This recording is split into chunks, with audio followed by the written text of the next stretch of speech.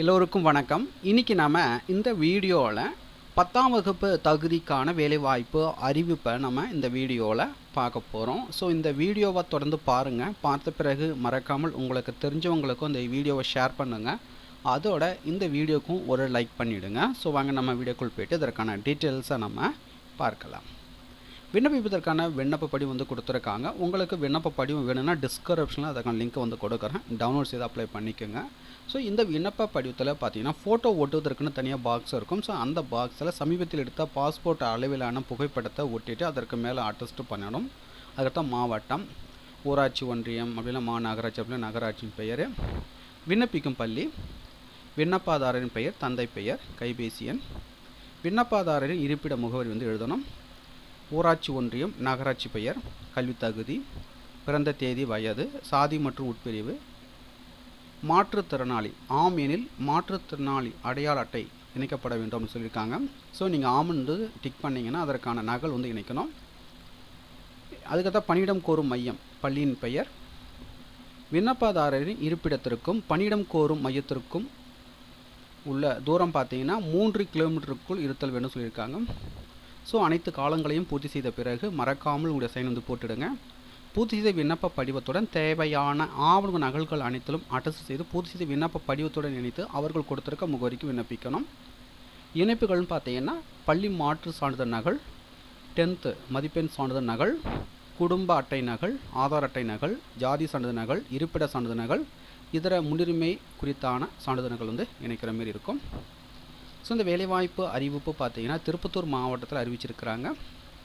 திருப்பத்தூர் மாவட்டத்தில் பள்ளிகளில் செயல்படும் சத்துணவு மையங்களில் காலியாக உள்ள 140 சமையல் உதவியாளர் பணியிடங்கள் நேரடியாக நியமனம் செய்யப்பட உள்ளதாக சொல்லியிருக்காங்க.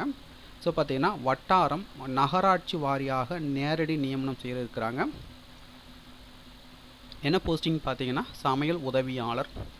வட்டாரம், நகராட்சி வாரியாக நேரடி நியமனம் செய்யப்பட உள்ள சமையல் உதவியாளர் காலி பணியிடங்களின் எண்ணிக்கை பார்த்தீங்கன்னா இனர் சூழ்ச்சி குறித்த விவரம், மாதிரி விண்ணப்ப படிவம் அந்தந்த ஊராட்சி ஒன்றிய அலுவலகங்களிலும் நகராட்சி அலுவலகங்களிலும் மற்றும் மாவட்ட ஆட்சியர் அலுவலகத்தில் பார்த்தீங்கன்னா தகவல் பலகையில் ஒட்டப்படும் சொல்லியிருக்காங்க. இப்பணியிடத்திற்கான மாதிரி விண்ணப்ப படிவத்தினை பார்த்தீங்கன்னா www.tirupattur.nic.in என்ற இணையதளத்தின் மூலமாக பதிவிறக்கம் செய்து கொள்ளலாம் அப்படின்னு சொல்லியிருக்காங்க. சத்துணவு மையங்களில் காலியாக உள்ள சமையல் உதவியாளர் பணியிடம் தொகுப்பூதிய அடிப்படையில் பணி நியமனம் செய்யப்படும் சொல்லியிருக்காங்க.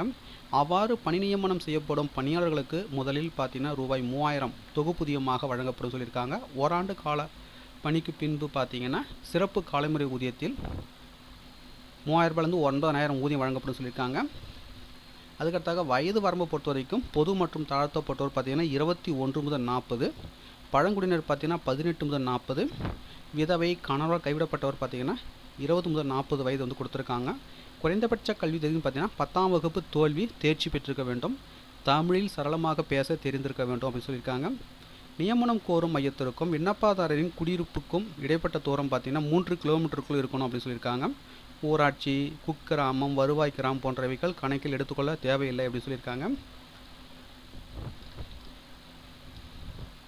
அதுக்கடுத்த பார்த்தீங்கன்னா காலி பணியிடங்களுக்கு விண்ணப்பிக்கும் போது உரிய விண்ணப்பத்தினை பூர்த்தி செய்து தொடர்புடைய ஊராட்சி ஒன்றிய அலுவலகம், நகராட்சி அலுவலகத்தில் பார்த்தீங்கன்னா 2/5/2025 மாலை 5:45 மணிக்குள் விண்ணப்பிக்க சொல்லியிருக்காங்க. ஸோ தகுதியும் விருப்பம் உள்ளவர்கள் அப்ளை பண்ணிக்கிங்க.